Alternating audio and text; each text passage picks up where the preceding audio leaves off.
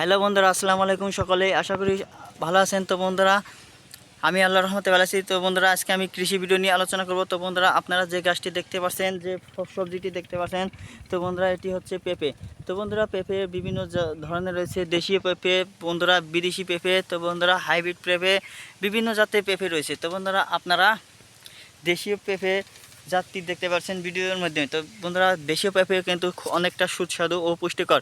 তো বন্ধুরা, আপনারা যদি নিয়মিত দেশীয় পেঁপে সেবন করতে পারেন, তাহলে বন্ধুরা অবশ্যই আপনাদের অনেক সমস্যা থেকে মুক্তি পেতে পারেন। তো বন্ধুরা, দেশীয় পেঁপে মধ্যে ভিটামিন এ রয়েছে। তো বন্ধুরা, আপনারা যদি পাকা পেঁপে খেতে চান, তাহলে বন্ধুরা ভিটামিন ডি রয়েছে।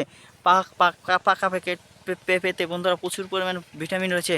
তো বন্ধুরা, যাদের রাতকানা রোগ রয়েছে, বন্ধুরা যাদের প্রোটিনের অভাব রয়েছে, তারা যদি নিয়মিত পাকা পেঁপে খেতে পারে, তাহলে তাদের রাতকানা ইনশাল্লাহ দূর হবে। তো বন্ধুরা, তাদের রোগ প্রতিরোধ ক্ষমতা বৃদ্ধি পাবে। তো বন্ধুরা, পেঁপের মধ্যে পেঁপে কী কাজে আসে? তো বন্ধুরা, এই যে কাঁচা পেঁপেগুলো দেখতে পাচ্ছেন, আপনারা যদি নিয়মিত এই কাঁচা পেঁপেগুলো সেবন করতে পারেন, খেতে পারেন, তাহলে বন্ধুরা আপনাদের পেটের সমস্যার মধ্যে অন্যতম সমস্যা হচ্ছে গ্যাস্ট্রিক সমস্যা। তো বন্ধুরা, আপনাদের গ্যাস্ট্রিকের সমস্যা দূর হবে খুব সহজেই।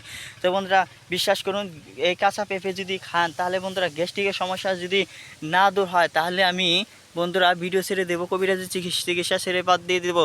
তো বন্ধুরা, পেঁপে কিন্তু কীভাবে চাষাবাদ করবেন, পেঁপে বন্ধুরা বাড়ি আনাচে কানাচে দোআঁশ মাটিতে, বেলে মাটিতে চাষাবাদ করবেন।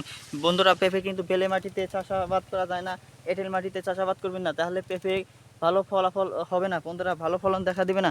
বন্ধুরা, ভিডিওটি থেকে যদি আপনারা সামান্যতম উপকার পেয়ে থাকেন, তাহলে আমাদের চ্যানেলটিকে সাবস্ক্রাইব করে আমাদের পাশে থাকুন। ধন্যবাদ আপনাদেরকে।